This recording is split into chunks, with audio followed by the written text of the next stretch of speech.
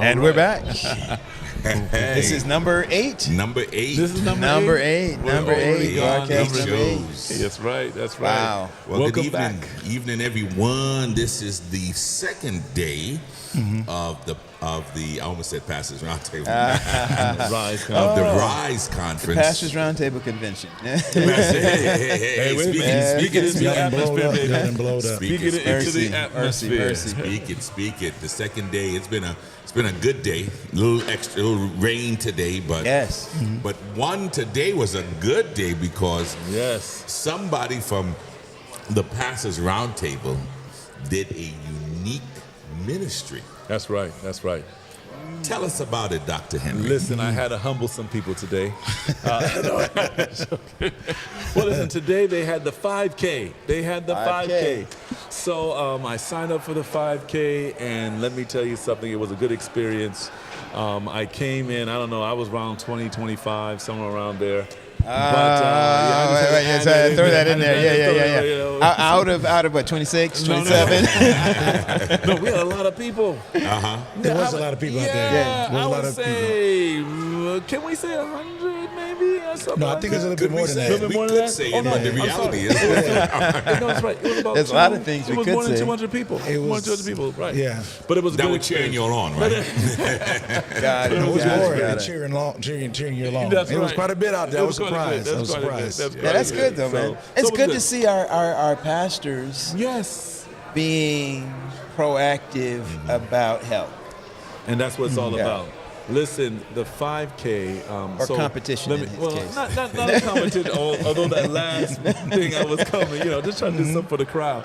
But listen, the 5K, that's something I do. I do the walk, of course. I don't run all the time.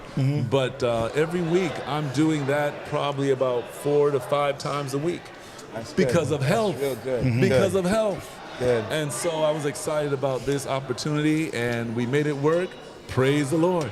So it was a good experience. Hey, I just had an idea. Maybe Pastors Roundtable could sponsor a week where we do something like this and try to get our audience to join with us. Let's do it. The health something. I like it. Let me know if y'all you think go. that's Look, a good I'll join. idea. We have Hey. some right here. First commit right here. I'll jump on with that. Okay. All right. Wonderful. Listen, let's introduce our guest. Yeah. The Celebrity guest. celebrity guest, Monty. Monte. It's a pleasure to be here. Monty. I see y'all in the flesh. Hey, and Monte is an alum. That's right. PRT alum. Love Monty it. is doing big things there in South Carolina, right? Yes. Talk to us, Yes. preacher. Talk to us. Yeah. What's happening where you're at? Oh, listen, I pastor 2 churches, one in Rock Hill, South Carolina, New Life Seventh-day Adventist Church. And then the other church has a school in Pageland, South Carolina. That church is called Door of Hope, and the school is Norma D. Richard. Now, that's the school. It's more mission-oriented. There's 27 students there. Okay. 25 of the students are Hispanic. 2 students are African American. Okay. Our tuition is $150, Wow. and our per child. Per what? And if Per you're a time member, Per week. per month. And if you're a member, the tuition is covered. And so we try to make Where's the sure organ? that we support Christian education, Adventist Christian education. That's what we're doing as a pastor. I also serve as the state leader for South Carolina. South Atlantic has 3 states. Okay. Each state has a ministerial association president, and they serve as a state leader. And I have the privilege of getting us together. We was able to go to Topgolf today because we wanted to focus on our families, since this is a families conference, and so we had fun with that. But for this conference, I serve as the National Service Organization Director. In this role as NSO, people normally look at it as just military. What we've done is open it up to just not just military, but veterans, fire and rescue, law enforcement. Oh, nice. Our church tend not to First be responders. we tend to frown on these jobs, these occupations, because they tend to have to work on Sabbath. And sometimes we are so locked up with the Sabbath that we don't recognize that there's outside mission that can be done on the Sabbath. And so the focus is to reclaim our members who have left the church. When I was stationed in Hawaii, when we went to Hawaii, some people stopped going to church because their services was not what they were accustomed to. Okay. And because it wasn't the same, they stopped going. Okay. And so what we're doing is trying to reclaim those people that have left the church and remind them that we love them, we care for them, and we support what they do. Wow. How long have you been involved in that ministry now?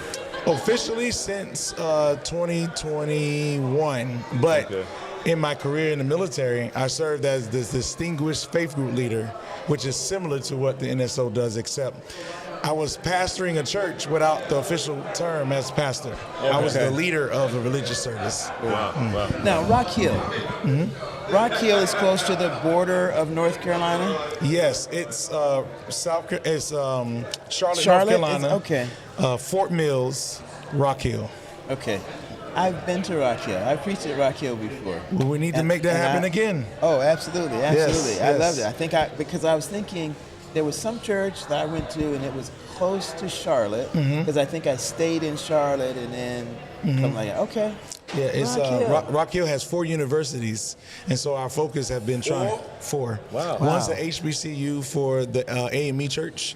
Then you have Winthrop, you have York, and there's another one. Clinton College, and there's another one.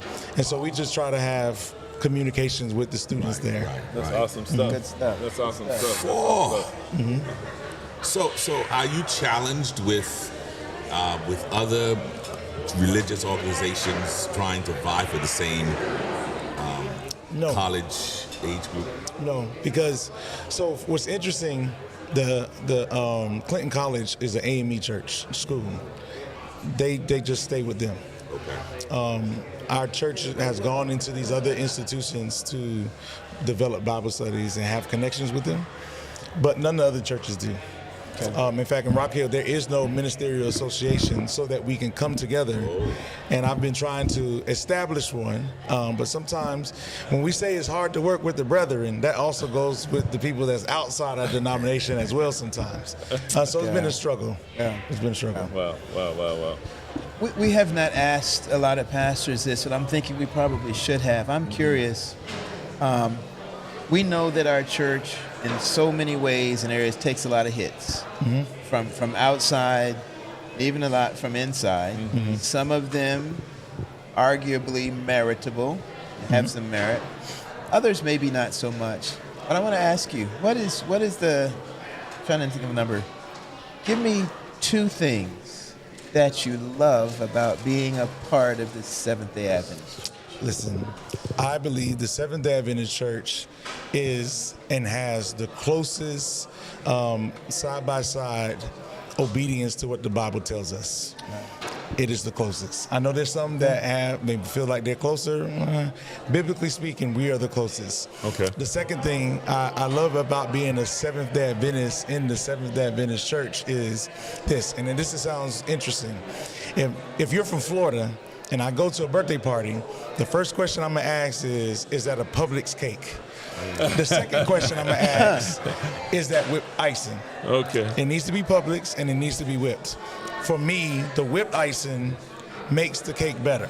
Okay. In my context, I believe that the being a Christian is my identity.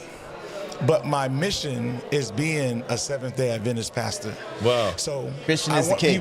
I want them to like the Publix cake. Yeah. But the whipped icing helps it make it that much better. So what that means is I want people to be brought to Jesus. I want you to have a relationship with Jesus.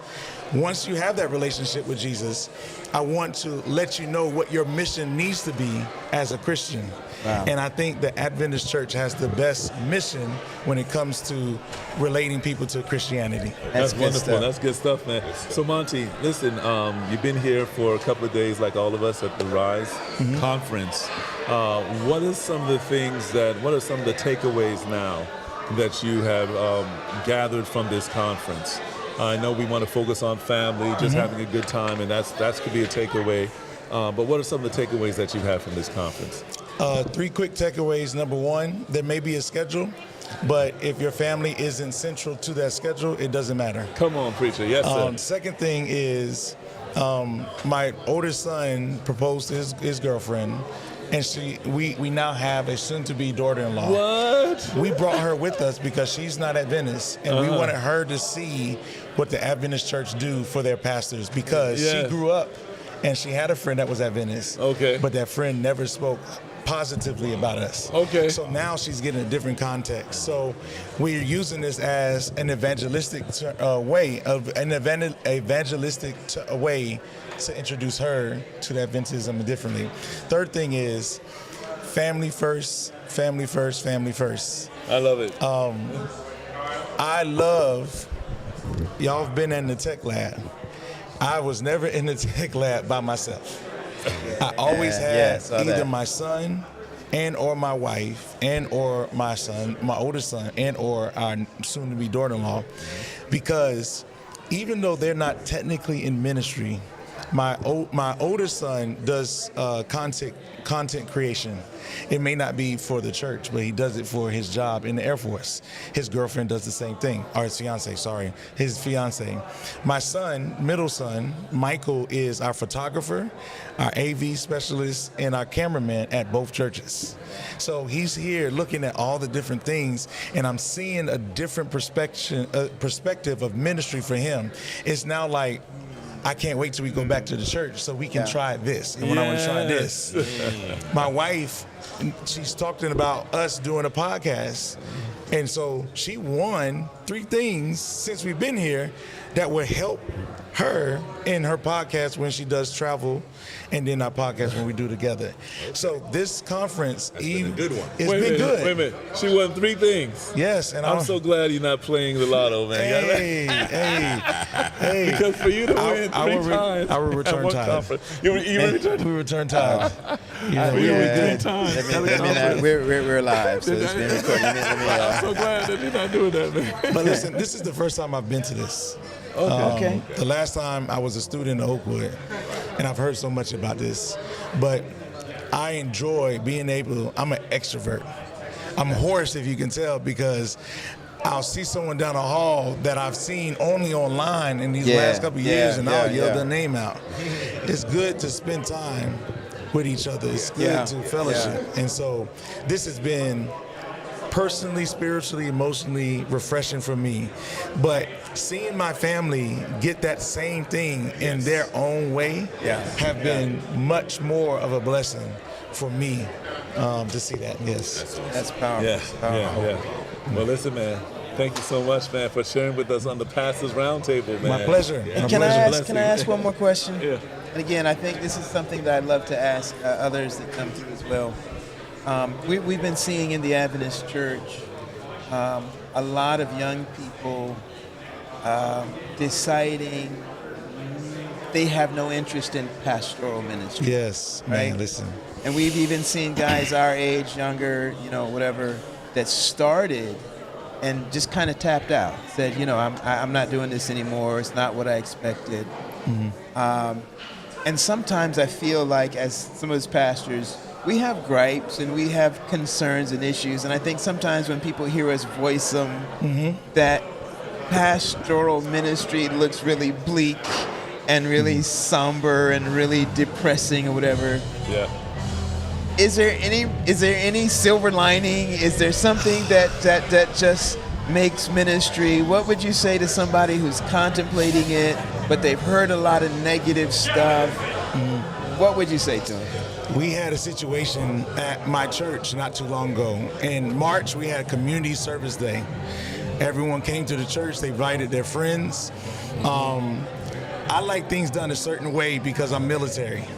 And nothing was going as I wanted to go.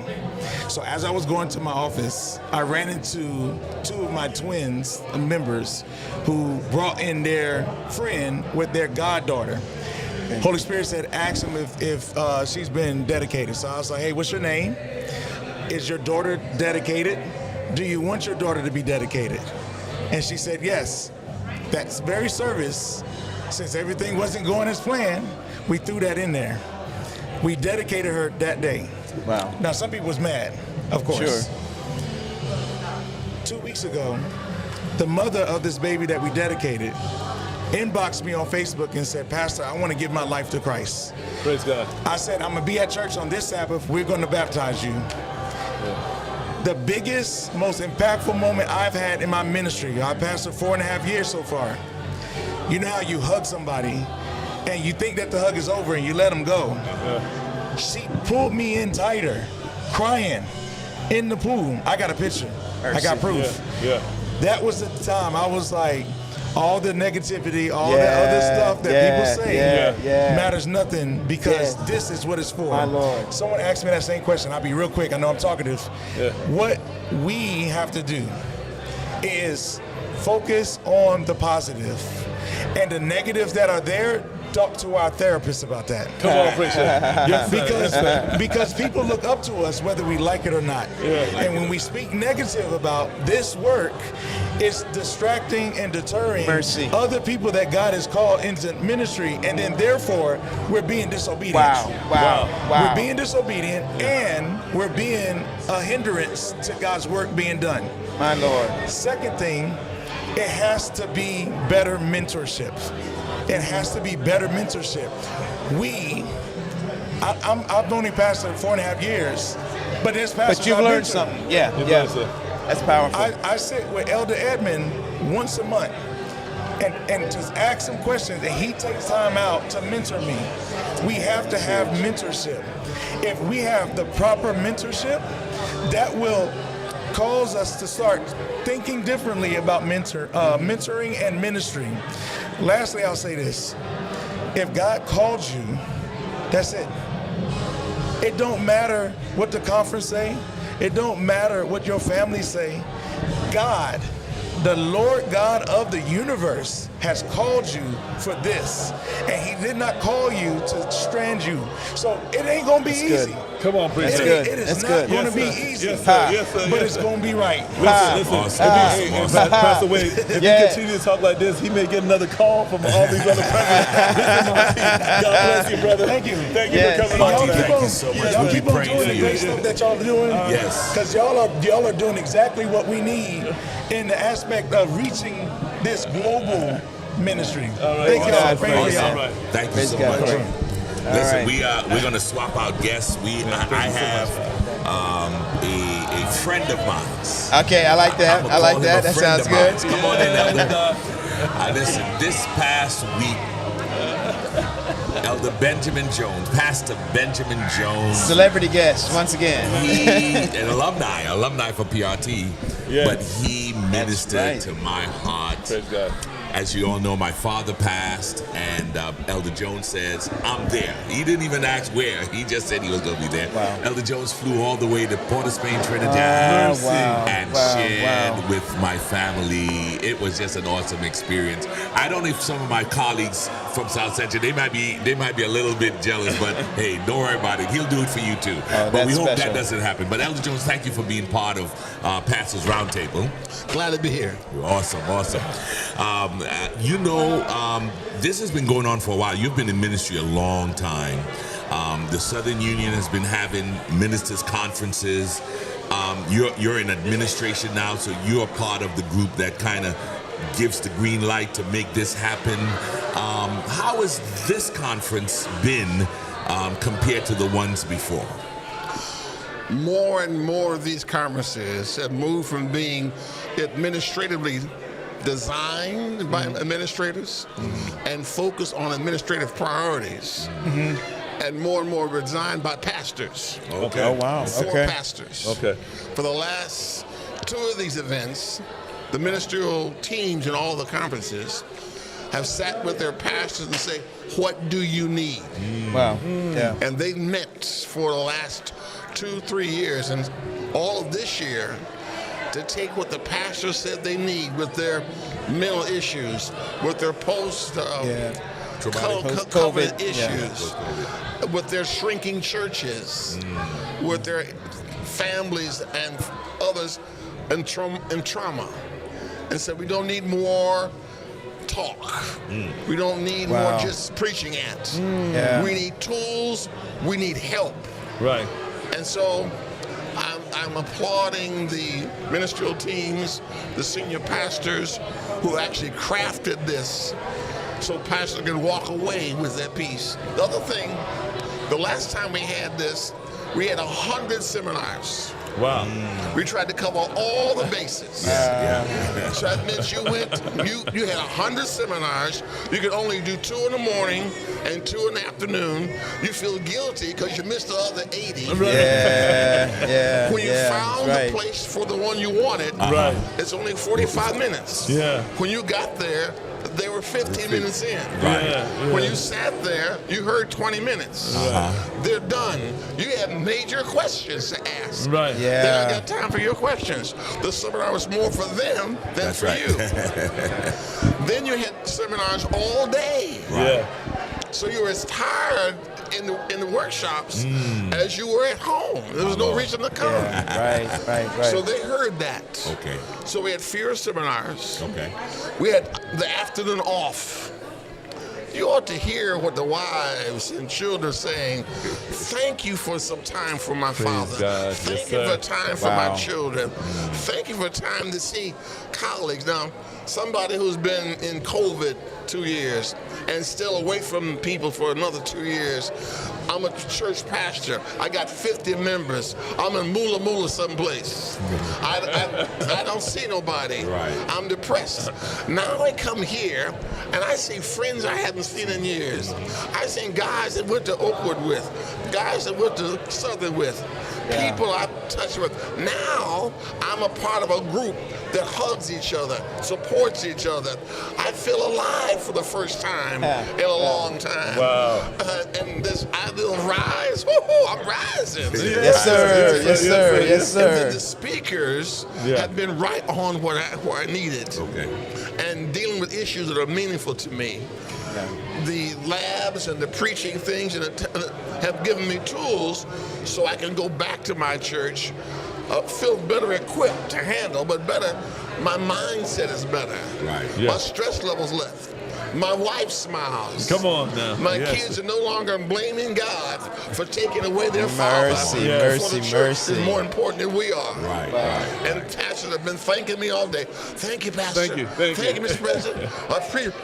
For you, it cost South Central $150,000 to send our 90 pastors here.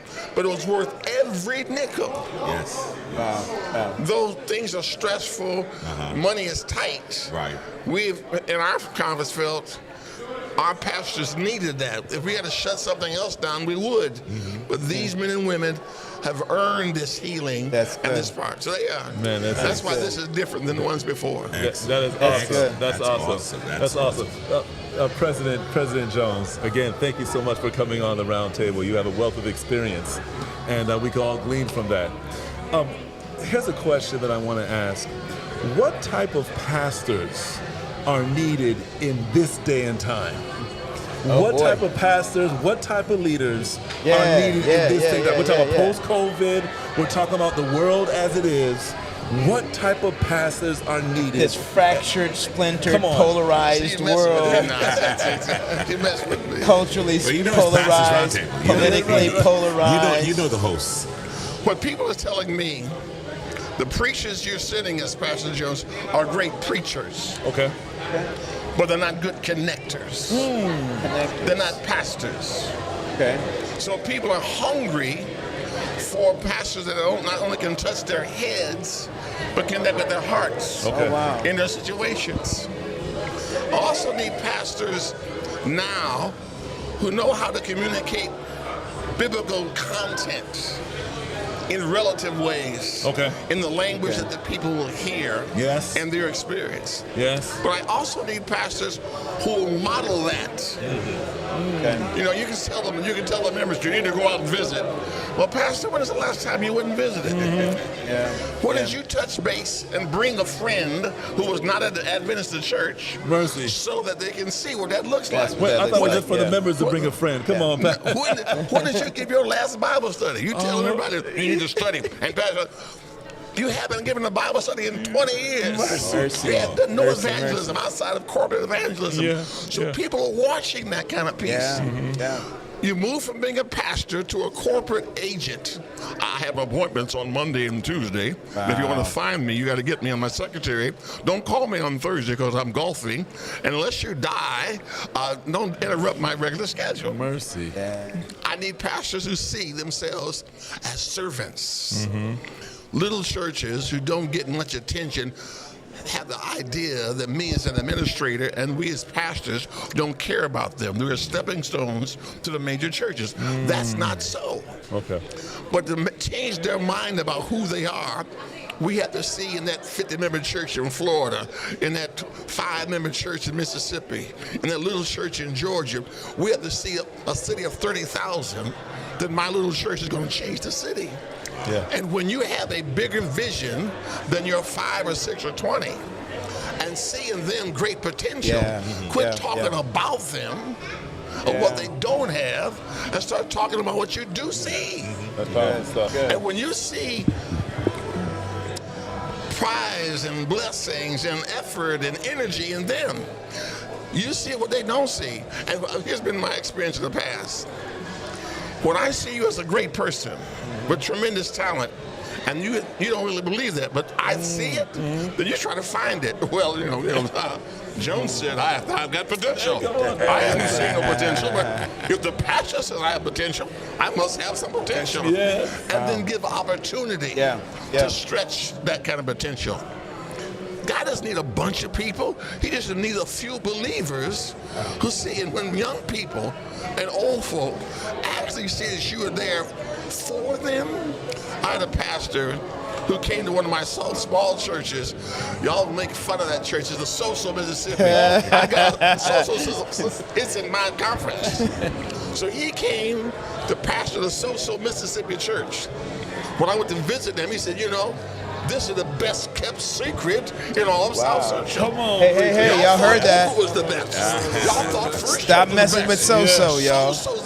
He was so hyped about Soso, Mississippi. That's awesome. And That's their awesome. people, and it was genuine. They're going, wow.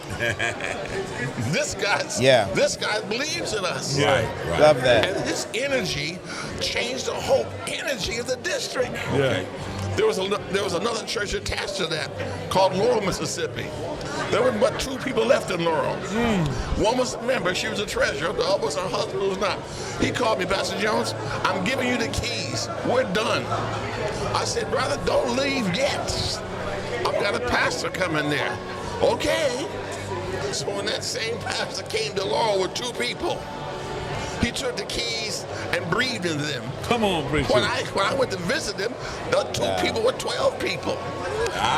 They told us, don't you move this boy. We had a pastor like the city hadn't changed. The church did not change. But because the pastor had a wider vision, they caught the energy. Man.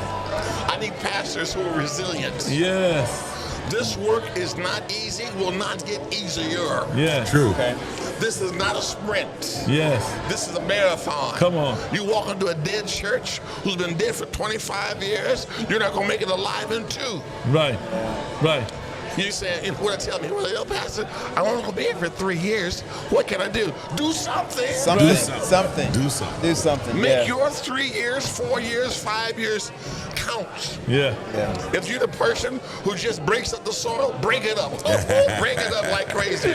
So the next guy can plant and see. So 10 years down the line, something's grown. What was your part? When I was there, I broke up the soil. The next guy poured out the water. Somebody bought some seed. Come on, and then the Lord anointed. And now there's a real healthy thing. Yes, sir. You're part of a spiritual miracle. Do your part. Yes. People ask me, Pastor, what kind of evangelism would you think would work here? Any kind? Kind that you do. Just do something. Right. Yeah. We have a gospel that is so powerful. You don't have to have a Snell preach or Wade preach. You can just preach in your own broken stuff. If you say the gospel from your heart, somebody's going to be transformed. Wow. I'm tired of people who are waiting on something to drop in on them. So Soon as the Lord anoints me, Uh-huh. we're going to have one Lord anoint me. Boy, you got the oil. What you waiting on?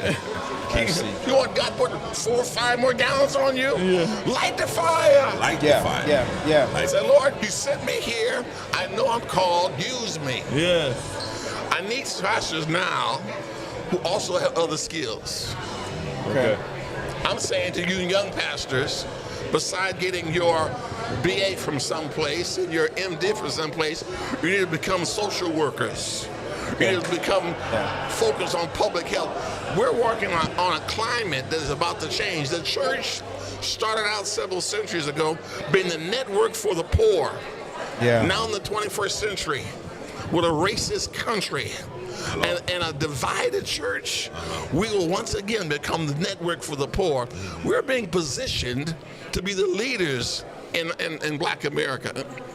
We're going to be the savior of the Adventist church. My state conferences and other big conferences that have been used to having resources are drying up.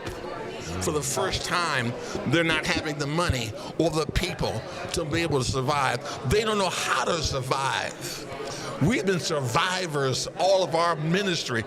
And so we can say, let me show you how to survive. Sure. Let me show you how to build bricks without straw. Let me show you how to take a little of nothing, shake it together, blow on it, light it, and watch it become a mountain. And they'll come to us and say, would you teach us what you've been doing so we can see God bless us like he blesses you? This is not the end of ministry. This is I love these people. Pastor Wade, do you know we're at the end time? Yeah. So what you gonna do with your son, but it was at the end time? I have a friend that I mentor. He's about 30. He's got a great wife. He's in a great situation. I watched this boy grow up. The doctor told him not too long ago, you got 3 months to live. Wow. He has a 2-year-old son and a 2-month-old son. He's changing his whole priorities. He no longer has 25 years to watch a son grow up. He doesn't have 25 years with his wife. He's got 3 months. And so he's trying to organize his life to make the 3 months count.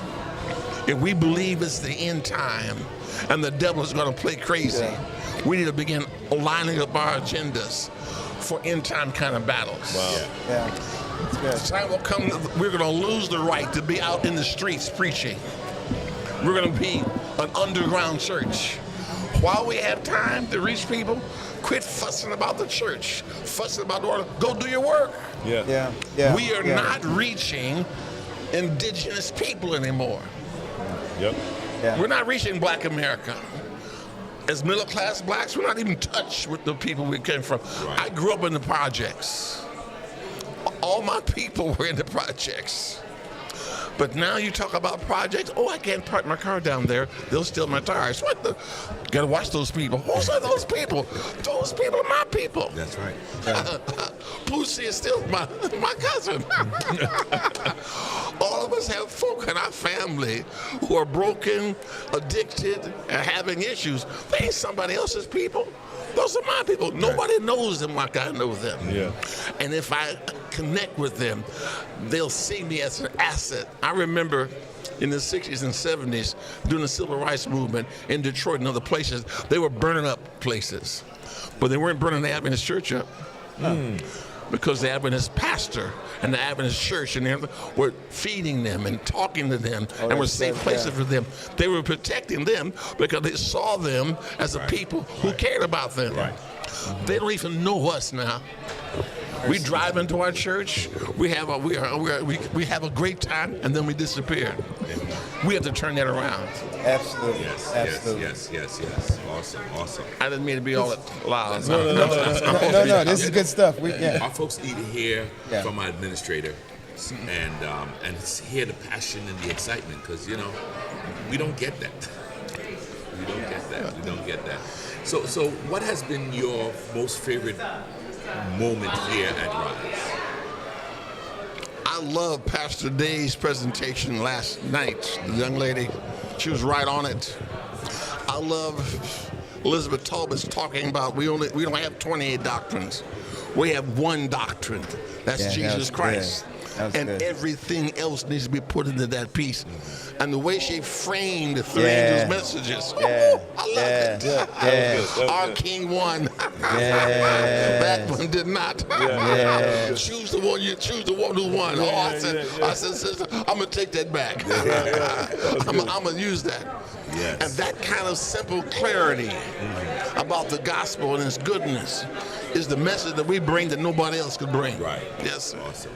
Excellent. Well, Pastor, thank you so much for stopping by here and sharing with us a little bit about your experience here at Rise. This has been truly a wonderful. I'm going to ask you to, when you go back to your administrative council with the union, just let them know that we appreciate it. And thank you. I will tell them that the effort and monies was good, and we must do this again. Yes. Absolutely. Absolutely. Thank you. Awesome. Thank you so much. Thank you for so joining much, us. Doc. Good Always a stuff. pleasure, man. Always a pleasure. Yes, sir. Always an honor. Thank you. Well, fam, we are again. We're here live in Orlando, Florida, at the Southern Union Pastors Confrence called Rise this year. We've been having the wonderful opportunity to interview pastors and administrators and pastors' kids. We had some, and Our very first guest. Yeah, Our very first guest was the yeah. pastor's kid. Yeah. My family. We're Would going to y'all get like to join us? some wives Come and on some join others. us. Hey, Come on. No, you wanted to be on here. Come on and join us. Not that you. Come on, Doc. Yeah. come on, right come on on. here, Say my hey, friend. there's There's a few some more. minutes left. I know they started their program in there. They're not ready yet. Yeah. Are they? How you doing? 728. All right, Okay. here's the mic. Hey. Give us So your listen. name and All where right, you tell are. us your name, man. My name is Clifford Benoit. Where you from? Clifford Benoit, I'm from Florida, Miami, Florida.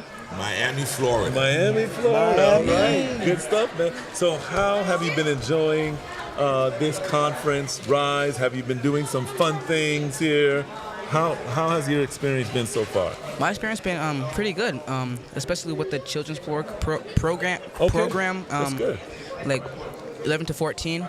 I made new friends and I met some former students from my school. That's good stuff. I love it. What was the one thing you enjoyed this week so far? Eating. Eating. Eating. He said eating.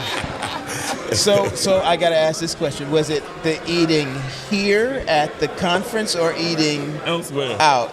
Yeah, elsewhere. Or here.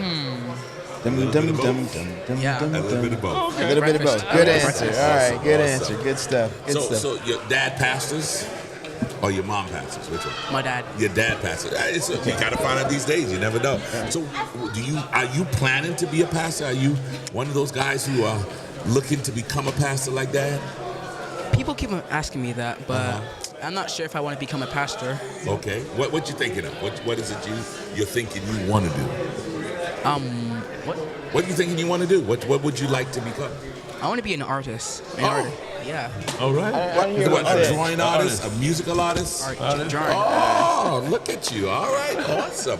Well, our good friend Milton is doing the art while they're having program up front there. right. Oh, right. So okay. he's up front. So make sure you go and tell Milton Pastor Wade said to There you check go. it out. All right. Yeah. Nice meeting you. Thank you for being brave enough to come on the Yes. Pastors Roundtable. Listen, man, Thank you are a leader. You are a Matter leader. of We can fact. tell it. We can tell it. Sing Absolutely. you, baby. I love Yeah. it. I love it. Good stuff. Uncle Raj got Hey, something for we you. got some stuff. Come on, Uncle Raj. We'll give you a Pastors Roundtable pin. There you go. All right. It's unique. Thank you. That's You're worth very a whole welcome. lot of money too. You're not About gonna be able to 25 get cents. that from anywhere else. That's unique. All right, Mr. Benoit. All right. God bless. God bless you, man. Look forward to Watch seeing it you for the again. light there, my brother. Yes, All sir. right. All right. All right. You're Good welcome. guy. God bless. All right. Yes. So did they start in there? I think they started already, preacher. 7:30. Yeah, I wasn't sure if what we were hearing was 7 that they've been o'clock. No. practicing They've been before they singing. start. They were just singing. But Okay. I think Okay. I All right. think they started. Well, let's I believe they let's started. get in and check it out. Well, as you can tell, we are going to go in. We're going to get a little bit of tonight. We have lined up one of the speakers for tonight. Let's do it. Ty Gibson. Oh, We're Ty's looking coming. forward to Okay. Ty coming. Tonight, too. He's coming preaching tonight. We hope that he'll come and share with us here at the round table. You guys live don't want to miss desk. this one. Yeah, you want so listen out. It'll be around 8:30, 8:45 when we come back here, and so we're just thankful that we can be a part of this Rise conference, where we strive to make ministry relevant, Resourced. And real. God bless. Oh yeah, my bad. And real. Yes, and real. Wait a minute. We have one more.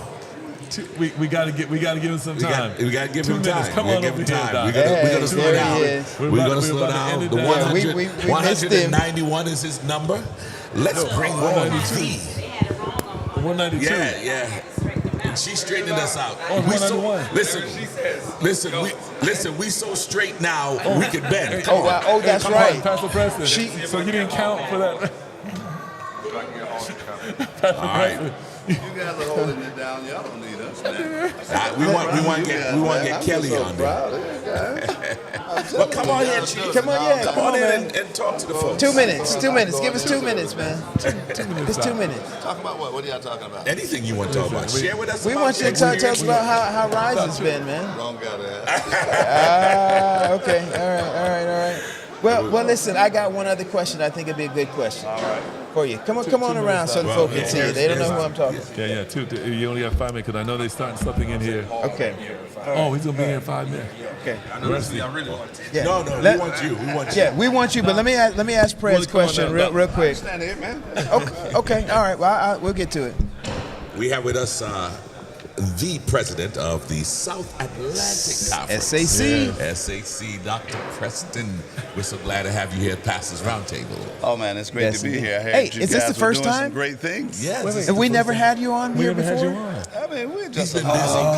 conference. Busy trying to do the He's Lord's been busy. work. He's been busy. Well, this is a yeah. Okay. All This right. man is major. So This you is said a you major had a marquee question event. for the elder. Yeah. So, just one thing Yes, sir.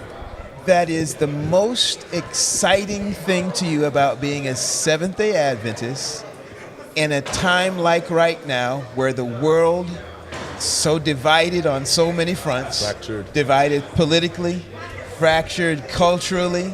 We got wars and all that kind of stuff, even sometimes in churches, theologically. Okay. What is the most exciting thing that you can tell our audience that it is about being a Seventh-day Adventist in a day like today? Oh, easy question.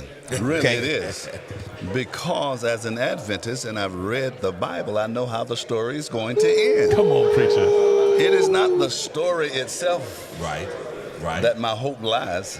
Come on. It's the ending of the story. Come on, preacher. Yes, sir. And I can take a punch if I know I'm going to win the fight at the end. Come on now. Wow. And that's the joy of Adventist, being an Adventist. Oh, that's awesome. We know that we come out on top.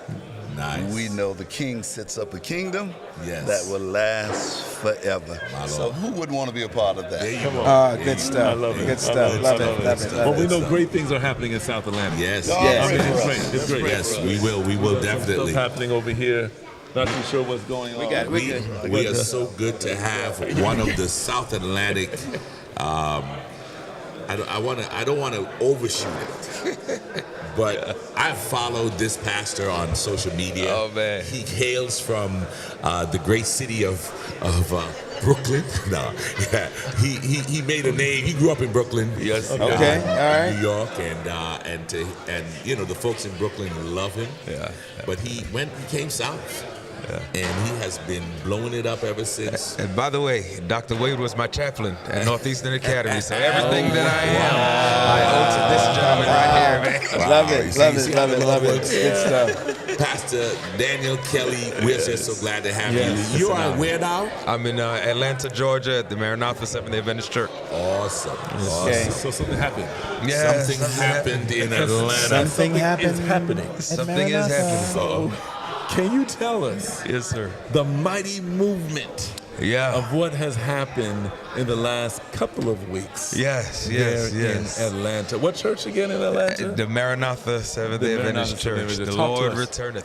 And so we just got out of a 3-week, 4-Sabbath meeting with Dr. Ron C. Smith, the Union President, and we baptized 192 precious souls. All right, all right. At the Atlanta Maranatha Seventh-day Adventist Church. Nice, And nice. these folk are on fire. They're they're excited about what God is doing in their lives and in our community. That's 192, right? Wow. Yes, sir. My Lord, that took work. Yes, it did. It took work. It took a lot of work. You just got to Maranatha, right? Yeah, I've been there for about 4 months. Okay, Yeah. so Bless this the Lord, was oh in my the works soul. before you came. Yeah, so to be honest, he was supposed to come to my former church in Charlotte. Okay. And so he heard that I was in Atlanta, so he said, well, I'll just come to Atlanta. Okay, And, okay. and we accommodated, and we made it work. So as pastors, you know, for us to get things moving and going, it takes a lot of planning. Yes. 4 months in, did you start when you got there, or? Yeah. For every board meeting, after the first board meeting, for the 3 months leading up to the revival, that was the first and main topic of our agenda at every board meeting, and we ironed out. And you know, Ron Smith comes with his own plan, but we did all we can to prepare and to prepare to receive whatever the Lord was going to bless us with. Now, we didn't know He was going to bless us with a whole new congregation. For 192. That's a whole couple in some places. Yes, two or three congregations. There's 2 or 3 of them, right? Yeah. Right. So we praise the Lord for it. So you are an evangelist yourself. Yes, sir. Yes, sir. And you have been doing just an excellent job in evangelism. Now, what is the key to effective evangelism? We were talking a couple of hours ago, and you mentioned something that I think is worthy for everyone to know, because all of us are trying to be the evangelist, right? We're trying to win souls for the kingdom. What was the effective key? Yeah, so it's twofold. The first is organization. Organization leads to baptisms. If you come without a plan, they say, you know, if you don't plan, you plan to fail, right? If you fail to plan, you plan to fail. There we go. And so organization leads to baptism. Then the second one is accountability. Now, Elder Smith brought 15 Bible workers with him, so you can imagine, you know, but he held each of them accountable. And the beauty for us is that 5 of the Bible workers are from the Maranatha Church. And so they're instrumental in helping us with retaining and organizing transportation and the things like that. But those were the keys. And that is something that I've adopted in my own personal evangelistic efforts, is organization and accountability. Organization accountability. I see your counterpart. He's on his way. Coming. The one that is greater than I is on his way, whose shoelaces I'm not worthy to tie. I'm going to move out the way. No, stay here. I'll let him take his side seat because it'll be easier to fit in. Listen, I feel like Seat is yours. I'm sitting beside these 2 giants who are leading the Southern Union. You know, I just feel so honored, man. Both of them. We know things are people. Director. So we're talking about the effective keys to evangelism. Before you get there, man, let's introduce my man. Doc, Daniel Hall. Yes. Daniel Kelly. Yes, sir. Brooklyn and Brooklyn. Panama. Where do you serve, Pastor Hall? I serve in the great city. This was a show we were supposed to have a little while ago, wasn't it? Yeah. Look how the Lord worked it out. We made it happen. We made it happen. Man, I have the privilege of serving in Columbia, South Carolina, where I have been the pastor for only 3 months. My Lord. Only 3 months. 4 months. Yes. 3 months. Yes, indeed. It's the season of transition, man. Swift transition. So listen. You all seem to have the gift of evangelism, right? And so I was just speaking to Pastor Kelly about the effective keys to evangelism. He mentioned 2 effective keys. He said organization and accountability. That's good. Can you give us a perspective on those 2 keys? I know you share the same keys. Yeah. Yeah, of course. You have to be organized. Talk to us Because about if that. you're not organized, then you won't have a system to win. You know, evangelism is all about creating a system to win. And what I mean by winning is you need to have the right players on the bus. Talk to me. You got to have the right Bible worker. You got to have the right evangelist. Yes. And you also have to have the right mindset for the people of your church. So organization is, to me, starting 1 year in advance, preparing the people. Because the biggest pushback you're going to get in terms of organization is your own people being open and willing to serve, and being open and willing to realize that you need to be nice. Right. Oh my. You need and you have a part to play. Yeah, So exactly. definitely, I believe in organization, as Kelly has told us. Okay, so organization. So how do you prepare the people now? Again, 1 year in advance or whatever lead time that you have. Yeah. How do you prepare the mindset of the people for evangelism, for the reaping of souls? That's an interesting question, right? So he plans for a year. I had a 3-month runway, and so I had to let the people know from the very beginning that I'm all about evangelism. That's priority to me, and I explained to the church that if you want anything on my board agenda, or if you want to get me to move, you have to couch it in the way of evangelism. No, we don't need to fix the bathrooms. You know what I'm saying? Now, if you come to me and say we need to fix the bathrooms so we could better receive the community, now I hear you. And so that is how we started by changing the culture of our discussions and prioritizing our plans.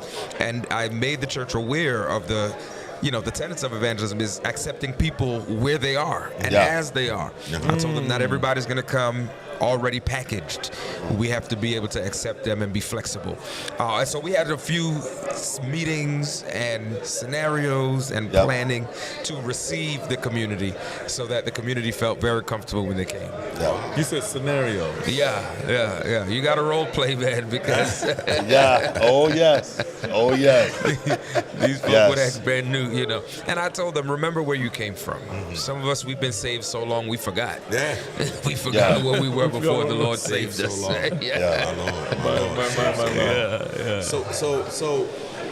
I'm pastoring.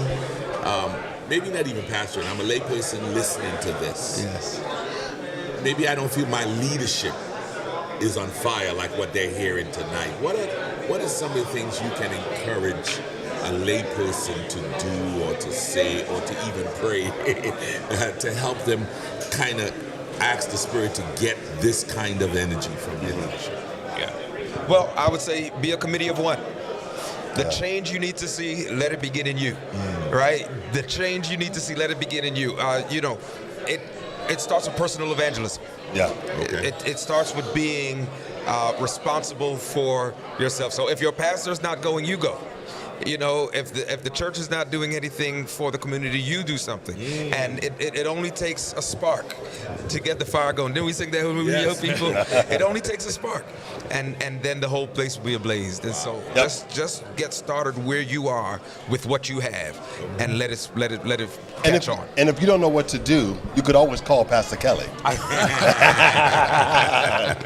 He'll tell you exactly what it is you need to do. But in all seriousness, if you don't know about evangelism, there's nothing wrong with that. Kelly and I, we started off not knowing, and there's so much more that we're still learning. But the most important thing is don't be afraid to ask. Right. Ask other seasoned evangelists, other people who are doing what you want to do. If you need to read, don't be afraid to ask, because what we know, we will freely give it unto you. But at the same time, you have to start somewhere, and making sure you're surrounding yourself around people that has done evangelism, watch this word, well. Let's drop the mic right there. Hey. Listen, this is a privilege, man. We have been blessed. Do y'all normally get folks who are not in your area to come and join and work out, or is that you just want to keep it close to those so you can make that connection locally? I mean, what do you think about that? We are equal opportunity. Whosoever will may come, A lot of the times they call me thinking that I'm Daniel Hall, and I got to connect them to the real Daniel. But we're open to everybody and anybody who's willing to learn and get involved. We're open. Awesome. So many things we didn't talk about today. We don't have time. I want to talk about that compassion Compassion Project. Compassion Project. Amen. That we got to get them on a regular They pastors got to roundtable, give but us time because, you know, we try. yeah, we may have to do a year in advance. We're open. Yeah, because that's how they plan. We are organized here on Pastors Roundtable. I just want you to know that. We are organized. At least it looks that way. Hey, listen. Hey, give us another date. We'll come on by. We'll love Listen, you. we appreciate y'all so much. Amen. Thank you for having We us. appreciate your ministry Awesome. and what you bring to the table. Amen. And I'll be calling you all too. You know what I mean? Because I'm please. trying to do evangelism myself. Amen. Yes, sir. So God bless you. Raj, Listen, guys, thank you so much for stopping by here. an honor. We look forward to joining you again, and for our guests, those who are watching, we'll be back at about 8:30ish, 8:45, and we're here striving to help make ministry relevant, Amen. resource, and real. God Good bless. night.